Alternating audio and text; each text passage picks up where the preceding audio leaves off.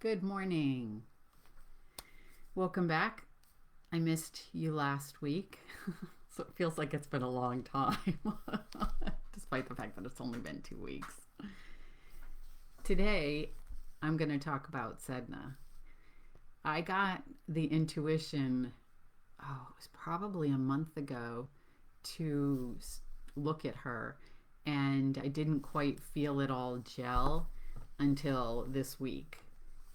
And she's an interesting goddess because um, she's coming up astrologically. I've heard two different astrologers talk about how she's relevant, how she's coming into. One of the things I looked at said Gemini, and she's a dwarf planet, and the amount of time her elliptical orbit is 11,400 years. So that's pretty slow. That's 11,400 years to go one time around the sun. So that's kind of an interesting way. I was thinking about it, and I thought, well, that's about 1,000 years, and not quite, but almost 1,000 years in each sign. So it would be what, 950 years in each sign. So entering Gemini means she's going to be here for a while. So what's also interesting about this is when you're talking about something that's got that time period, is they don't really have a framework for her. They can't really say, which lots of times astrologically they look at history and say, okay, what was happening the last time this was where the planet was. Excuse me. And so when now there's just no way to kind of look at historically in the way that they often do what could be happening now. So her story, she has a variety of different stories. There are different versions, but the general basis is kind of the same. So there was a question about whether she wanted to get married or not, and that was going against the tradition of the time. It came to be, that time of life when she would look at it doing that and was resistant to it. So there was some, different ways of getting her to get married, and she does end up getting married, and then goes and lives with, in one story, she goes and lives with this guy, this hunter, and he turns out to be a birdman. So he was being deceptive. And so her father comes to get her because she's very unhappy, and he gets her into his kayak, and a storm comes. The birdman gets other creatures, whatever they are, other birdmen, to come along, and they create a storm, and he gets worried, and so he throws her overboard, and she's clinging to the side of the boat, and he cuts her fingers off and she sinks to the bottom of the sea. So that's one version. There's another where she's in a boat with her whole family, and a storm comes, and they blame her and then throw her overboard, and the same thing happens there. So the stories are almost always the same, but the kind of the basic is that she's in the boat, and she gets thrown out, and then she gets her finger severed, so she sinks to the bottom of the ocean and becomes the goddess of the sea. And her fingers become the seals, walruses, and whales in one story. So initially, I've kind of, when the guides were like, oh, look at this story, I was like, I don't think so.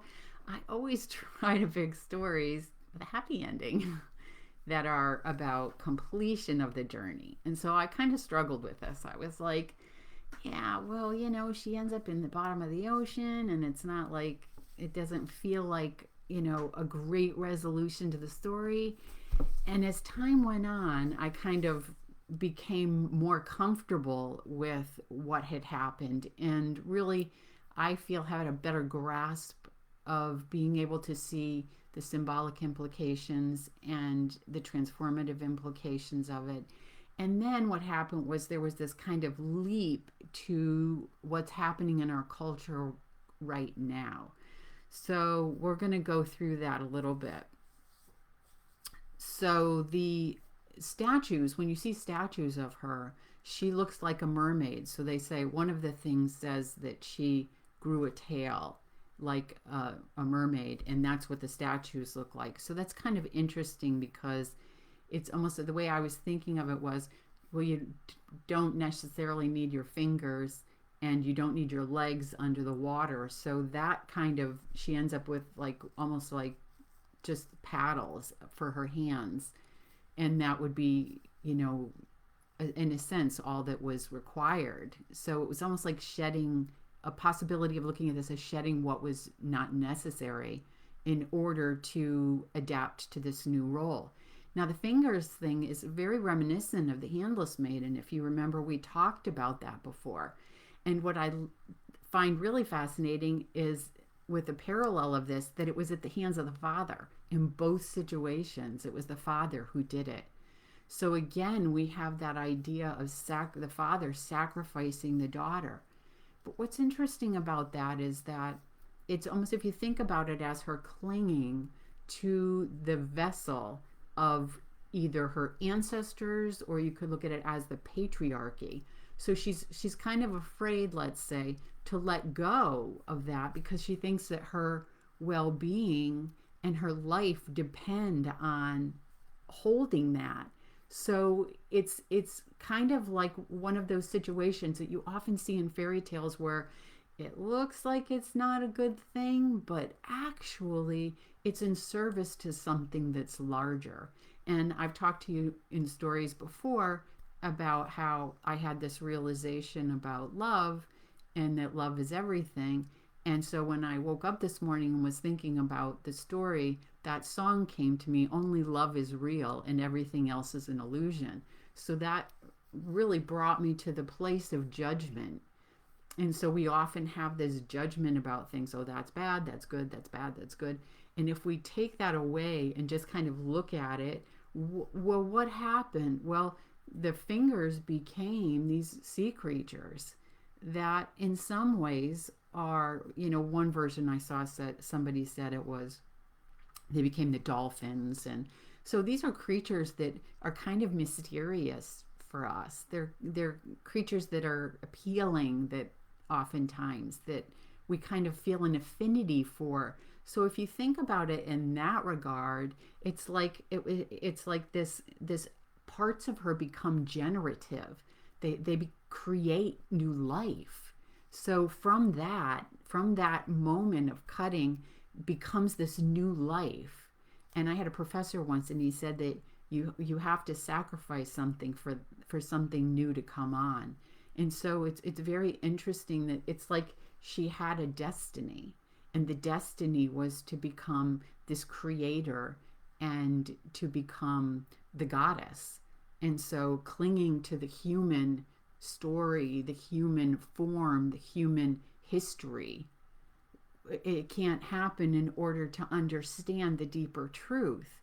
And so this is not just a story that we're talking about, and this is not just Sedna we're talking about, but we can see that this is very relevant to our own stories, because as we've talked about before with Psyche and Amor, that story where Psyche is the Greek word for the soul, at the end of her initiatory tasks that Venus gives her. So this is not, again, about a person, but about the soul. So the soul is being initiated by the goddess of love. So love is initiating the soul, our souls. And so her final task is to go to the underworld. And she has to follow all these rules to be able to get into the underworld and then get out alive. And it's through that process of going down to the underworld and coming back out and following the steps that are required, which were steps like don't get involved with the fates, like allow things to unfold, don't try to control and manipulate, right? And then there were two different instances where a masculine came along that was wounded or needed help, and it was like, don't help them, don't rescue them, don't save them, just keep focused on your task and keep going. And then there's a three-headed dog. It's either one dog or two, I can't remember. And she has a cake. She was supposed to take a cake with her, and she feeds the dog to distract the dog. You could think about the dog of also of being about distraction, right? Which way do I go? Like not being clear, being in the mind, let's say. She does that. She gets to Persephone, gets the box of beauty from Persephone, which was what the task was, to go down there and get that box. And then she repeats the steps going back out. And then the final instruction is don't look in the box. And she does. She opens up the box of beauty and falls into a death-like sleep, which brings Amor out of hiding. He wipes the sleep from her eyes and she awakens. So it's a rebirth. So that's another parallel that we can see between that story and this story. And when she is reborn, she's reborn into a goddess. So you can see how like the soul was identified with the form. So when Psyche is being initiated by Venus, she is being initiated to awaken out of being human and identified with human and to awaken to the deeper truth, which she discovers in the unconscious. She gets what she needs in the unconscious to awaken to the true identity of her. And so we see a similar thing happening with Sedna. She becomes the goddess of the deep, which is symbolically the unconscious. So she's like the goddess of the realm of the unconscious. Okay, I know I keep saying what's interesting about this. Another interesting point about this, let's say, is that the Inuit had a fear of her. They felt that sometimes if she was angry, they needed to placate her. If they went out and they were fishing and they weren't catching anything, they felt like the shaman had to go out and somehow appease her. And so this has really got me thinking, because I was like, what is that? What is it that caused this erasure of the feminine from Christianity, or the I don't know what the right word would be, but to take her from an elevated status and move her down to something less, like, saying Mary Magdalene was a prostitute, things like that. That what was the point of that? And I've heard other people say this before too, that there is this, I think, unconscious collective fear of the power of nature, of the feminine, and then there's a projection. So really what's happening, so if a fisherman isn't getting fish and stuff like that, it's not because Sedna is angry, it's their own collective consciousness that's creating the situation, and they're projecting it onto her. Or the fact that, the sea, I don't know if you've had any encounters with the sea in the sense of the strength of it. Water is a very powerful element, incredibly powerful. And so they take their fear of that, their fear of the deep, the fear of the unknown, the fear of the storm, and they project that onto her. And same thing that happened when she was in the boat with her family, right? This storm comes. They say it's her fault, and they throw her overboard. Well, why are they blaming the feminine?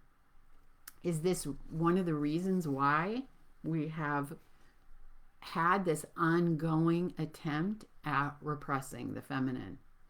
And it's been going on. We've talked about this before for thousands of years. And at different points in history, it was much more intense than at other times in history. So this is kind of a collective situation and a personal situation, because in many lives of people or women in the West, or women who identify as female, or people who identify as female, that there was that repression and rejection of the things associated with the feminine. And that's right where this process of reclaiming those qualities and those aspects that were associated with her. So her being that being her realm, the unconscious, which is where the feminine has gone. When in Psyche and Amor, when Venus gets really upset, she goes into that. She goes into the underworld, into the water. She goes to the bottom of the ocean, and she's thought of as being born from the ocean. So here we can see another tie-in with that story with her. Excuse me, I got an itch on my nose. So this idea that they have to placate her, that her anger ends up this wrath ends up being something that they have to deal with and kind of make her feel better. So astrologically, this is perceived as a time of collective and personal security being tested. And there's this polarity that I saw mentioned between loss and abundance. So this is kind of an interesting aspect to this that is really something that we're going through now. It's really letting go of the patriarchal security, right? Something that boat, holding on to it, and something that feels necessary for safety and survival and security would be holding on to those old ways of the culture. And really now we're going through this transformation, and we're letting go of those ways of beliefs around survival and shifting into something entirely new, which is associated with the divine feminine. It's a new way of seeing, to instead of seeing the world based on lack and through the lens of lack or limitation, and opening up to perceive it as more abundant. So Sedna in the story then we can see as being sacrificed, as being betrayed by both her husband and her father. So we can see that, which we do often in the other fairy tales that we've talked about, because the father is often the one to sacrifice the daughter. But as I've talked about before, the intuition that I got when I was writing my book and thought I was going to write about the sacrifice of the father was that it wasn't that, it was actually an initiation by the mother. So you can see, if there was this desire to have Sedna be the goddess of the deep, then these initiatory experiences were to prepare her to step into being into the fullness of who she was. So this is the same thing that happens to us in our own lives, which is that the experiences we have, the challenges we have, are the initiatory experiences to help us step into our power, to help us step into a fuller version of who we are. She's initially a victim, but is reborn as a goddess of the underworld, right? We see this also with Persephone, who was initially a victim, abducted and taken into the underworld by Hades, but that wasn't the case. She became the queen of the underworld. Now, what's interesting about Persephone is opposed and Psyche is that's more with Psyche, she goes down and comes out. And then with Persephone, she goes down and comes out and goes down and comes out every year. She has this cyclical thing happening with her. There are other goddesses that have gone to the deeps, which was Inanna goes down and she goes through a transformative experience, and then she comes out. And then Eurydice. Now, I don't know if she's a goddess or not. I don't know what she's actually considered, but she goes down, but she doesn't come out. So that's a little bit different. So you can see there are different versions of the feminine in the unconscious and going down, and what their roles are in relation to that. So some of the themes with Sedna are of isolation and sacrifice, which I did say that before, but she becomes isolated. She's abandoned, really, by her father and husband. So that would be who women historically had to depend on, and that's what we're often taught, is that the masculine, even today, some of us have had that experience, whether it's literal, as in the father or the husband, or in the masculine in terms of the patriarchy, or the masculine in terms of energetically. So it's a very, you can draw parallels in the different areas to understand what is the story saying on different levels. So in the end, because she goes down into the underworld or the unconscious, then she becomes the queen of that, then she becomes the goddess of that, then she becomes self-sufficient as well. You don't get the sense that she has to depend on any and the masculine or anything, because she's able to nourish herself on what's available to her right there. So she gives birth to the sea creatures, and she has to let go of all she knew in terms of the family. And she's in the ocean can be considered the primordial waters of creation. So I even looked back into Genesis, and in the beginning, God looked over the waters. So that it's considered something that's very basic to creation, the process of creation. And so if it really, at the very beginning, that's what was there. And so this is her realm. So that really ties us into the creation of life on this planet. And so she really can become, we can look at her as a very important figure in terms of that. So what's also interesting in terms of the current situation is there seems to be this attempt to roll back women's rights. And I find it stunning, to be honest. Yeah, I even heard a reference to someone who is in politics who wants to take away women's rights to vote. So it's really an unbelievable time, but also very much like a parallel to the burning times historically. So there is, again, like, you have to question, why is this? Why is there the attempt to marginalize not just women? There are other people who are being affected by this as well. But in this case, which we're talking about, Sedna, is why is there the need, in the feminine, the need to marginalize women? I mean, unless there's a concern, there's a fear. And so I think there's this unconscious rooted fear of the feminine that makes this happen. So bodily autonomy, right, is something else that seems to be going away, and women's abilities to be healthy. And so, okay, I'm not going to get off on that subject. But anyway, I think it's interesting in terms of this parallel between what we're going through now and this kind of history of projection onto the feminine. So let me see.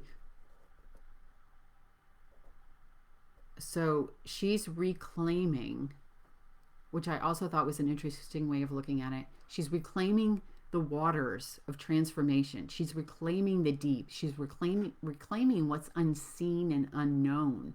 They talk at one of the stories about her sinking to the bottom, right? That's probably something that they didn't get to experience, and it seemed like this netherworld that they had no access to, and it would probably, it gets darker as you go deeper. So there's this association again with the feminine, of the underworld, of the darkness. And if you take the judgment away, right, where we historically are like light above good, dark below bad, and if you take that away and just look at the story on its own, you can maybe see it differently. And that's often hard to do, especially when we've been culturally conditioned to something for a very long time, such as this. So she, as the queen of the depths, is able to help us through transformation, or guide us through transformation, and guide us through those really deep depths that we have to go through in order to reclaim our divinity and to understand what's the truth of who we are. It's inside of us. It's in those deep waters that we can find out what the truth is.